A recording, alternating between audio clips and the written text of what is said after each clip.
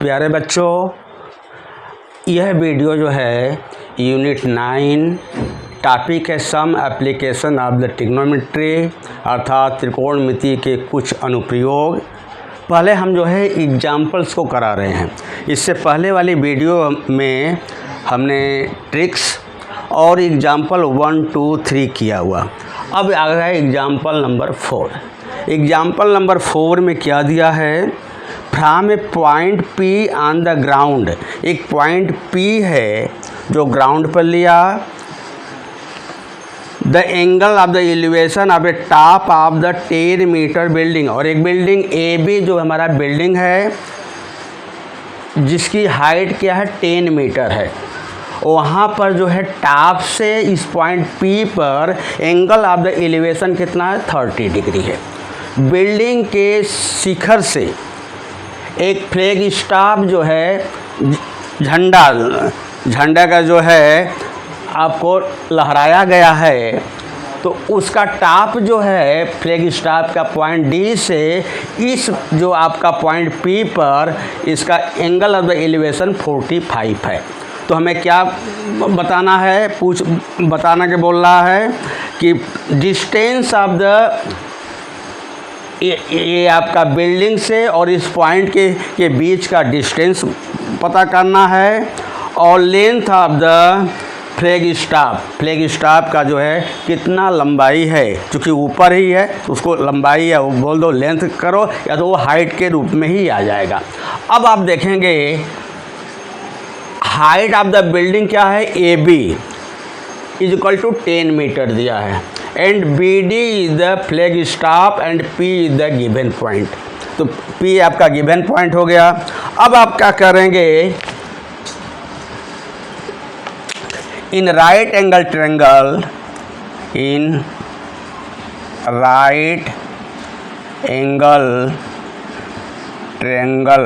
First आप लेंगे जो आपका एंगल कम है, क्या है ABP, triangle ABP।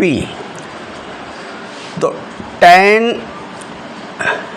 P equal to, पहले आप P लेंगे तो इससे भैया इसको आपको समझो कि नहीं है, ये आपको ऐसे ढक दो, खाली 30 का देखोगे तो ये आपका बेस हो जाएगा, अरे परपेंडिकुलर होगा, और ये जो आपका बेस होगा तो क्या हो जाएगा, tan के लिए परपेंडिकुलर अपान बेस अर्थात AB अपान AP। अब क्या था, tan P का वैल्यू कितना दिया है, इसलिए tan 30 degree equal to AB का वैल्यू कितना है, बिल्डिंग की हाइट है 10, तो 10 आप लिखो, मीटर वगैरह बाद में लिखने का, और ये आ जाएगा AP। tan 30 का वैल्यू कितना हो गया 1/√3 होता है इक्वल टू 10 अपान AP। अब क्रॉस मल्टीप्लाई करोगे, therefore AP is equal to 10√3 आपका आ जाएगा। Now in right angle triangle ADP तो आएगा tan P is equal to AD upon AP, क्योंकि P की जो एंगल आपका साइड होगा now in right angle triangle ADP तो tan P is equal to perpendicular upon base, और ये जो एंगल है ADP में परपेंडिकुलर होगा AD और बेस होगा AP। तो tan P का वैल्यू लगाएंगे tan 45 is equal to AD upon AP। tan 45 का वैल्यू होता है 1, तो AD अपान AP, देखो क्रॉस मल्टीप्लाई करोगे यहाँ पर 1 रख करके तो आएगा AP is equal to AD, आपका नंबर 2 हो गया। तो अगर AP तो आ ही गया, इसको हम जो है बाद में वैल्यू निकालेंगे। अब आ गया इक्वेशन 2 हो गया। अब इक्वेशन 2 में क्या निकालेंगे, AP is equal to AD from equation 2 क्या आएगा, AP is equal to AD है।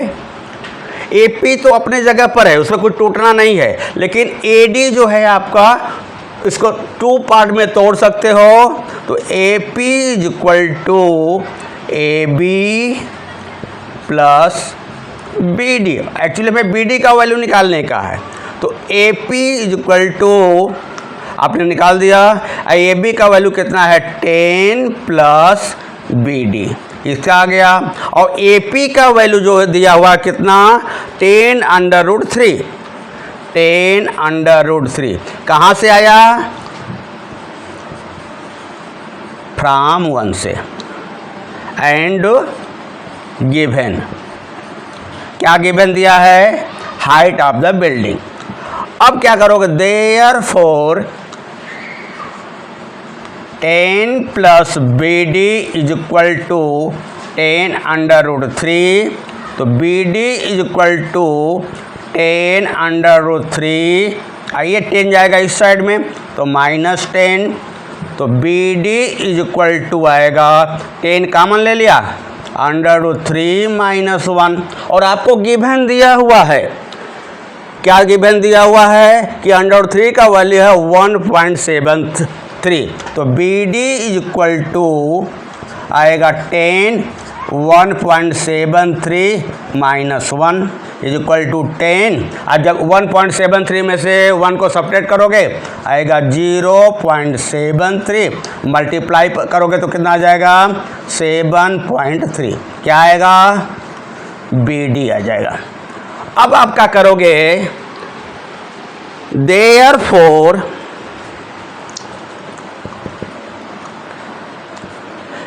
लेंथ ऑफ फ्लैग स्टाफ कितना दिया आएगा BD, और BD का वैल्यू कितना आ जाएगा 7.3 मीटर्स आ गया। एंड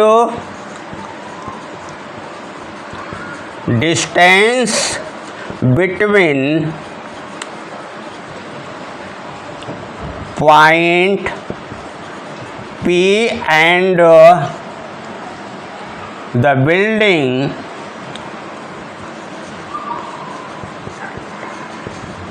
क्या आएगा, इक्वल टू AP फ्रॉम 1 से है, तो AP का वैल्यू कितना आ गया 10 under root 3 is equal to 10 into 1.73 इसका वैल्यू दिया है, तो कितना आ जाएगा आपका 10 से इसको मल्टीप्लाई करोगे आएगा 17.3 मीटर। इसलिए जो इसकी हाइट कितनी आ जाएगी,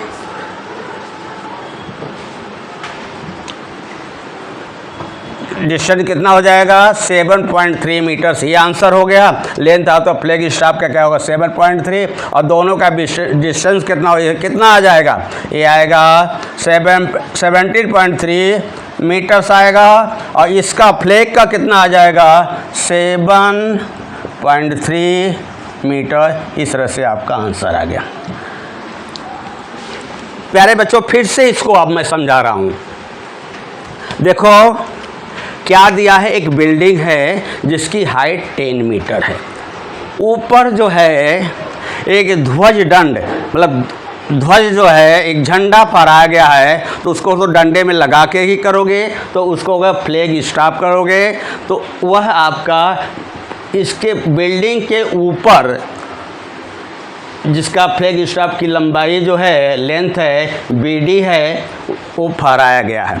अब कह रहा है कि पॉइंट P से इस बिल्डिंग के टॉप का एलिवेशन एंगल 30 है, और फ्लैग स्टाफ के टॉप पॉइंट D से उसका एंगल ऑफ द एलिवेशन 45 है। तो length of the flag staff निकालने का है, और distance between the building and the given point P। तो ये तो आपका लिख लोगे। अब दो ट्रायंगल्स, राइट एंगल ट्रायंगल्स बनता है। पहले जो आपका कम डिग्री वाला हुआ फर्स्ट लिया, इन ट्रायंगल ABP में tan P इक्वल टू, जहाँ भी tan आता है वो होता है परपेंडिकुलर अपॉन बेस, tan 30 इसका वैल्यू रखोगे ए बी का तो √3 हो जाएगा। ए पी इक्वल टू 10 √3 आ गया। ए पी मतलब ये हो जाएगा distance between the building and the point P. वो तो बाद में हम जो है लास्ट में आंसर लिखेंगे। अब आपका आया second right angle triangles A D P. उसका क्या है एंगल ऑफ द एलिवेशन कितना है 45। तो tan 45 equal to A d upon a p, cross multiply करोगे तो A P equal to A d. अब a P equal to A d यानी जिसका जो वैल्यू ये आएगा वही वैल्यू जो है ए डी का वैल्यू क्या आ जाएगा बिल्डिंग की हाइट प्लस फ्लैग स्टाफ का लेंथ या उसकी हाइट ले लिया। तो फ्रॉम 2 से इक्वेशन 2 बना A P equal to A D. तो ए पी में तो कुछ हमें ब्रेक करना नहीं है। अब ए डी जो है 2 पार्ट्स में डिवाइड होगा। एक होगा A B plus B D. A B का वैल्यू 10 है। 10 कहाँ से आया बिल्डिंग की हाइट है और प्लस आपका बी डी है। अब क्या करोगे अब ए पी का वैल्यू कहाँ दिया है फ्रॉम 1 से 10 √3। यहाँ पर क्यों ऐसा हुआ from 1 and the given. From 1 बताएगा ए पी का वैल्यू 10 √3 और गिवन बताएगा कि बिल्डिंग की हाइट कितनी है 10 मीटर हो गया। अब इसी को चूँकि बी डी का वैल्यू निकालना है तो पूरे टर्म्स को यहाँ रखो इसको यहाँ रखो। अब बी डी यहाँ रखोगे तो 10 इसके बाहर जाएगा। 10 कॉमन लिया तो √3 - 1 आ गया। √3 का वैल्यू कितना दिया है 1.73 - 1। जब इसको सब्ट्रैक्ट करोगे तो आएगा 0.73। जब मल्टीप्लाई करोगे तो यह जो आपका जीरो है इस पॉइंट के बाद में एक आगे बढ़ करके आ जाएगा 7.3। तो 7.3 ये आ गया। अब इसका भी निकालोगे। आप क्या करोगे length of the flag staff क्या है बी डी। बी डी का वैल्यू कितना आया 7.3 क्योंकि उसका यूनिट लिखोगे तो आएगा मीटर। अब and distance between point P and the building क्या है ए पी हुआ। ए पी का वैल्यू आपने निकाला 10 √3। अब यहाँ पर √3 का वैल्यू रख दो 10 × 1.73। ये जो आपका चूँकि 10 है तो ये जो पॉइंट है खिसक करके आगे बढ़ जाएगा तो 17.3 मीटर्स हो जाएगा। अब जो है एग्जाम्पल 5 है। देख रहे हो कितना एग्जाम्पल्स जो है इम्पॉर्टेंट्स है। अलग अलग सवाल अलग किस्म के दिए हुए हैं। हम उसको जो है बहुत ही ध्यान से करेंगे जिससे कि हमें आगे जो है और भी एक्सरसाइज के सवाल करने में आसानी हो। और जो है यह भी आपका एग्जाम्पल एग्ज़ाम में पूछे जाते हैं उसको भी करना है। बस आपको करना क्या है कि एग्जाम्पल के जो क्वेश्चन हैं उसको करो, उसके साथ साथ उस टाइप का क्वेश्चन एक्सरसाइज 9.1 में जो है वह आप करने की कोशिश करो। अब आ जाता है एग्जाम्पल जो है 5th दिया हुआ है। क्या है 5वां कह रहा है the shadow of the tower. जैसे भी आप देखते हो आप खुद सोचो जब सूर्य के प्रकाश में आपकी भी शैडो बनता है आपकी भी परछाई बनती है। तो जब आपका बिल्डिंग है तो बिल्डिंग का भी शैडो बनेगा। तो फ्रॉम में क्या आपका दिया है the shadow of A tower standing on a level of the ground. Tower है ये टावर ले लिया। टावर का नाम हमने ए और बी रखा। सवाल को थोड़ा उलझाया हुआ है आप बहुत ही बारीकी से समझोगे। The shadow of the tower standing on a level of the ground as found to be 40 metre longer. The sun altitude is 30 then when it's 60 find the height of the level. अब हमें ये करना है कि जो भी आपका दिया है कि जब 60 मीटर है 60 डिग्री एंगल है तब उसका एंगल ऑफ द एलिवेशन का से जब आपका 30 डिग्री होता है तब उसका जो शैडो का लेंथ 40 मीटर जो है आपका बढ़ जाता है। फिगर कैसे बनेगा बहुत ही सावधानी से देखोगे।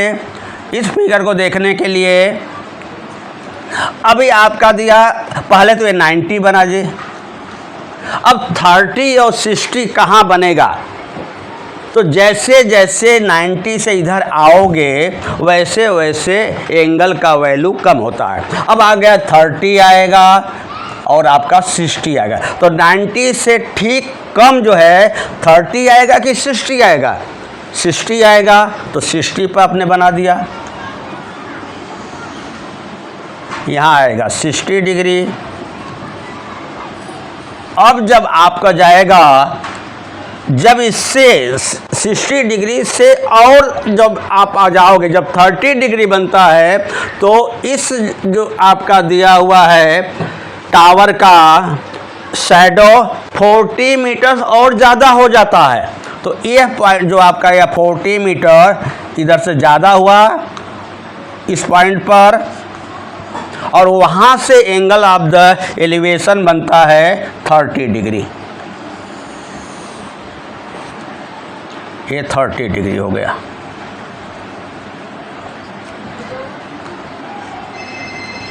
ध्यान दो। अब आगे इसका नाम है ए बी, इसको सी लिखा, यहाँ आपका डी लिखा। बस यही आपका ध्यान देने का है कि क्या है, the shadow of the tower standing on the level of the ground is found to be 40 metre longer. 40 metre ज़्यादा हो जा रहा है। When the sun altitude is 30, when it is 60 degree find the height of the tower हो जाएगा। इतना आपका इसका आ जाता है। अब आपका करोगे, सपोज करोगे सॉल्यूशन में, let A B is the tower. Tower तो आपका ए बी ले लिया, and B C is the length of the shadow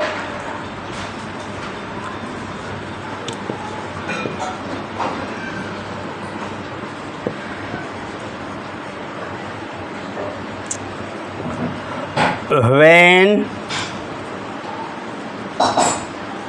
the sun's altitude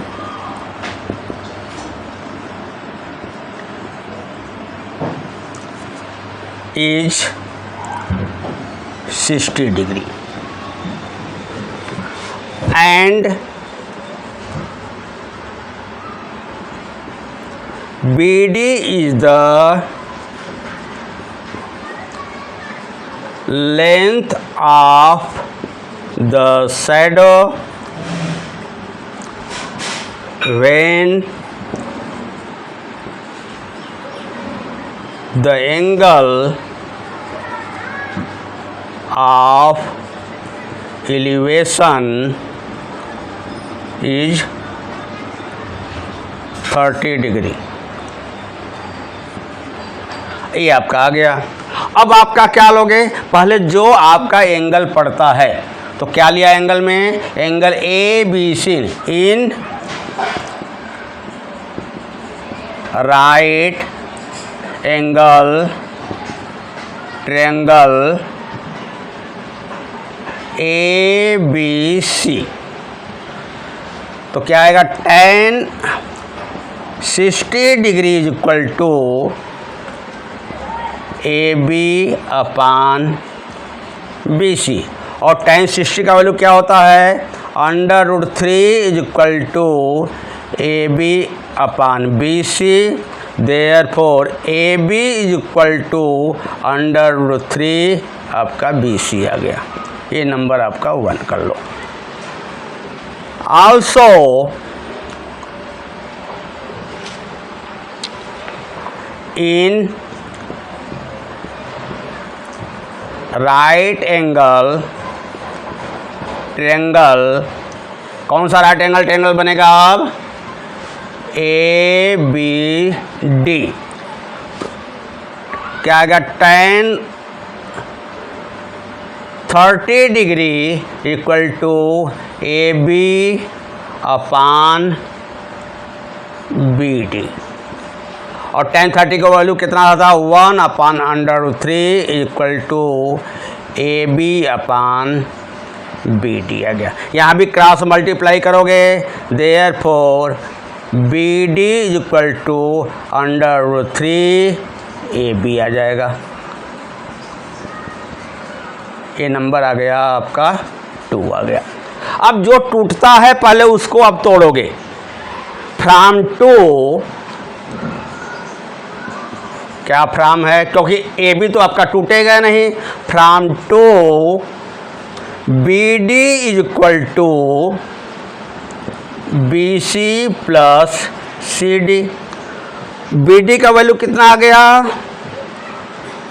√3 AB, और BC तो आपका मालूम नहीं है तो BC लिखोगे, प्लस CD का वैल्यू आ गया 40। फिर यहाँ पर AB का वैल्यू क्या है √3 BC है, तो √3 AB का वैल्यू क्या आ जाएगा into √3 AB √3 BC। BC is equal to BC plus 40। ये फ्रॉम 1 से आ गया। अब देखो सब BC फॉर्म में हो गया, तो जब इसको मल्टीप्लाई करोगे √3 का 3BC is equal to BC plus 40। Therefore 3BC minus BC is equal to 40। 2BC is equal to 40, तो BC इज इक्वल टू कितना होता है 40/2, इसका आ जाता है। Therefore BC is equal to 20। ये आपको 3 रखो। हमें पूछ क्या रहा है, पूछ रहा है फाइंड द आपका टावर का निकालना है। अब BC का वैल्यू जब 20 आ गया तो फ्रॉम 1 से हम करेंगे, यहाँ भी हम लिख सकते हैं फ्रॉम 1 क्या है AB इक्वल टू √3 BC, तो √3 इंटू BC का वैल्यू है 20। ये किससे आएगा फ्रॉम 3 से आ जाएगा, तो is equal to 20√3 AB is equal to. Therefore अब निकालोगे, देयरफॉर हाइट ऑफ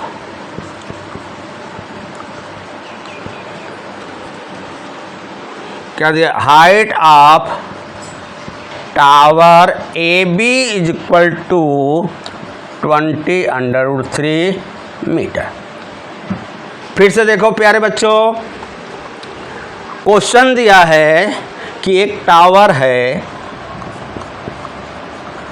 है AB, उस टावर से 60 डिग्री एक एंगल बनता है, तो उसका शैडो तो बनेगा ही। जब वह आप और दूर जाते हो कितना 40 मीटर पर, तो उसका एंगल जो है एंगल और एलिवेशन 30 बनता है। ये अगर आप रॉन्ग कर दोगे 30 यहाँ लिख दोगे 60 यहाँ, कैसे आपको याद रहेगा, पहले आपका 90 डिग्री होगा, 90 के बाद धीरे धीरे घटेगा। अब 90 क्या देखो एक आ गया 90 आया तो पहले से ही है। अब आपका 60 और आपका 30, ये आपका डिसेंडिंग फॉर्म में लिखोगे, 90 के बाद 60 आएगा 30 होगा। जब ये 60 और 30 आ जाएगा तो आपका फिगर क्लियर हो गया। अब आपके पास 2 राइट एंगल ट्रायंगल बनता है, पहला ये आपका बनेगा और दूसरा जो आपका बनेगा इस तरह से ये बनेगा और इसको ये बनेगा। तो फर्स्ट में जो लोगे तो tan 60 is equal to AB/BC, तो AB का वैल्यू आ गया जी। AB ही तो बता रहा है कि √3 BC का है, लेकिन BC हमें निकालना होगा। जब BC अगर शुरू में ही निकल जाता तो इसमें हम BC का वैल्यू रख देते, लेकिन दूसरे जो राइट एंगल ट्रायंगल से वह BC जो है निकलेगा। अब क्या करो 30 is equal to AB plus BD, BD का आपका ये रख दोगे, BD इक्वल टू √3। अब क्या है B जो टूटेगा, क्या टूटेगा, AB तो टूटेगा नहीं, अब BD टूटेगा, BD equal to BC plus CD।